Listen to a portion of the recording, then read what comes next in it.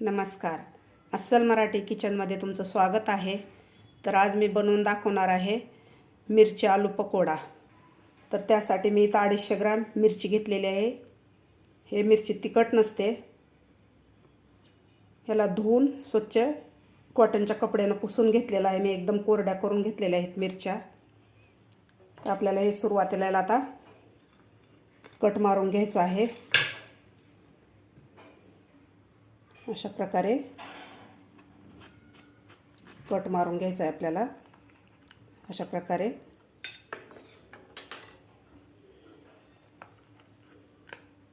यामधलं आपल्याला थोडंसं बी राहिलेलं काढायचं आहे.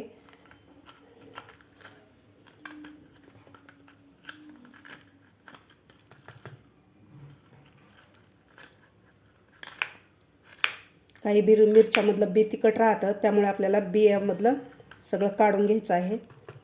अशा प्रकारे मी बी काढून घेतलेलं आहे सगळं. तर दुसरीसुद्धा आपण कट मारून घेऊया.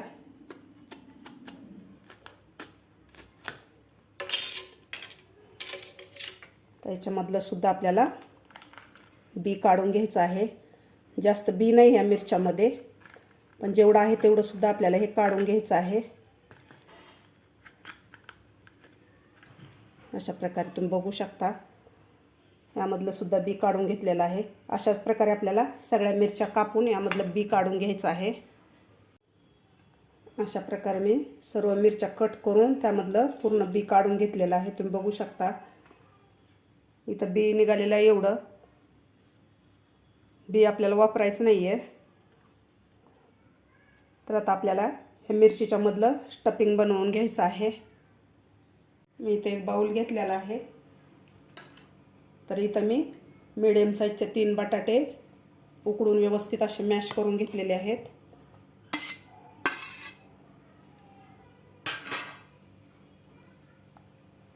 त्यानंतर मी एक मीडियम साईजचा कांदा कापून घेतलेला आहे बारीक, ते घालायचं आहे आपल्याला. कोथिंबीर घालायची आपल्याला थोडीशी कापून घेतलेली.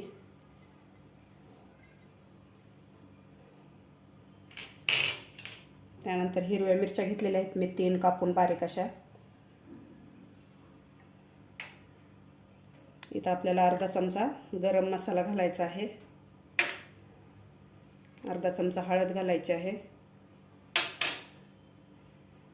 अर्धा चमचा लाल मिरची पावडर घालायची आपल्याला. त्यानंतर भाजलेले जिऱ्याची पूड घालायची आपल्याला अर्धा चमचा. इथं मी पाव चमचा आमचूर पावडर घेतलेली आहे, ते घालायचे आपल्याला. इथं चाट मसाला घेतलेला आहे मी अर्धा चमचा. आता आपल्याला यामध्ये घालायचे चवीपुरतं मीठ. आता आपल्याला हे व्यवस्थित मिक्स करून घ्यायचं आहे.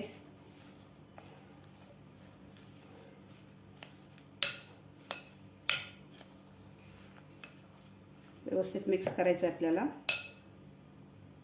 अशा प्रकारे आपलं स्टफिंग झालेलं आहे, व्यवस्थित मिक्स करून घेतलेलं आहे. आता आपल्याला कापून घेतलेल्या मिरचीमध्ये हे बनवून घेतलेलं स्टफिंग घालायचं आहे आपल्याला. व्यवस्थित आपल्याला एक छोटा चमचा घेऊन यामध्ये स्टफिंग घालायचं, व्यवस्थित भरायचं आहे आपल्याला.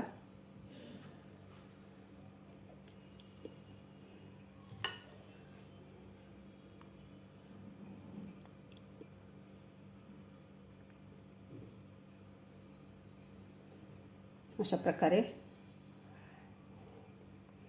दुसऱ्या सुद्धा आपल्याला मिरचीमध्ये स्टफिंग भरायचं आहे.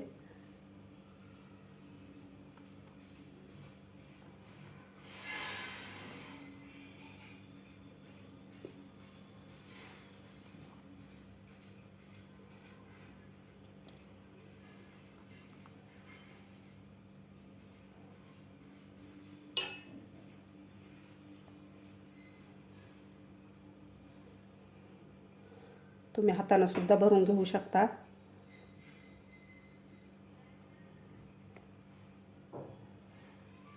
अशा प्रकारे आपल्याला सर्व मिरच्यामध्ये अशा प्रकारे स्टफिंग भरायचं आहे. अशा प्रकारे मी बटाट्याचे सारण मिरचीमध्ये व्यवस्थित असं दाबून भरून घेतलेलं आहे सगळ्या मिरच्यामध्ये. तर आता आपल्याला हे साईडला ठेवून आपल्याला बेसन पीठ भिजवून घ्यायचं आहे. इथं मी 1 वाटी बेसन पीठ घेतलेलं आहे. त्यानंतर आपल्याला घालायचा आहे थोडासा ओवा हातावर चोळून.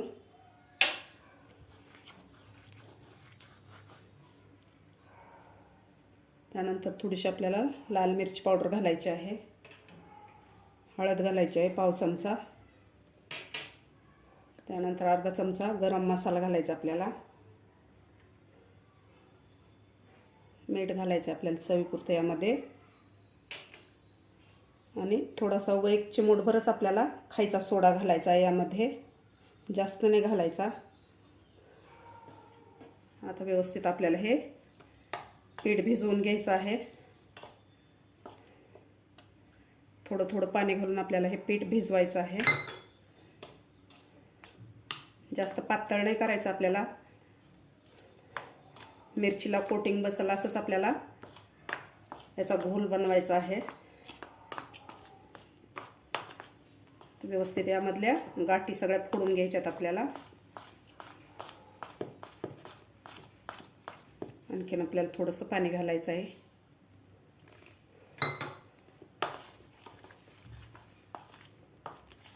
व्यवस्थित आपल्याला हे मिक्स करून घ्यायचं आहे. अशा प्रकारे आपण बेसन पीठ भिजवून घेतलेलं आहे. जास्त पातळ नाही करायचं. व्यवस्थित भिजलेलं आहे.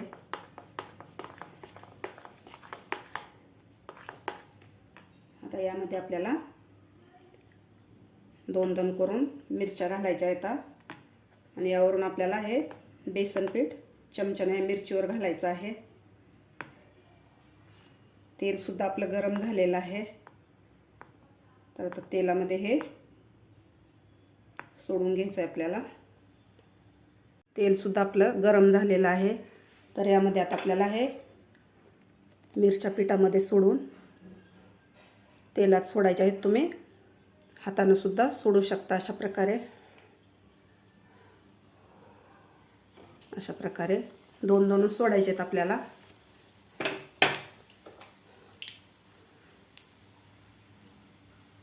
आता व्यवस्थित आपल्याला हे गोल्डन कलर होईपर्यंत तळून घ्यायचे आहेत. 1 मिनिटभर झालेला आहे. तर आता आपण हे पलटी करून घेऊया.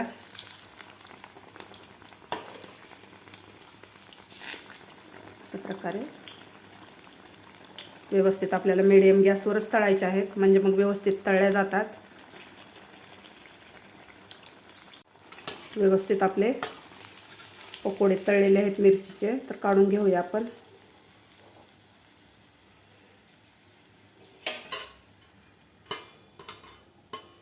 अशा प्रकारे तुम्ही बघू शकता.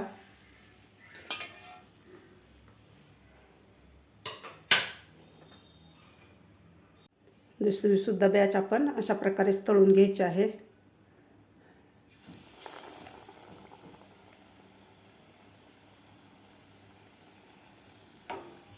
अशा प्रकारे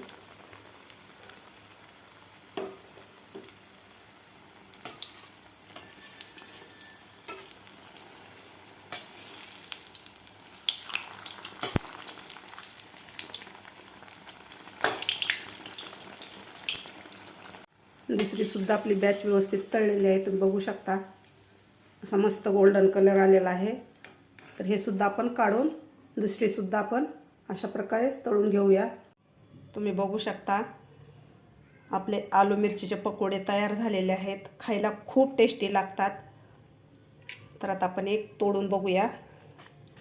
आतलं स्टफिंग सुद्धा.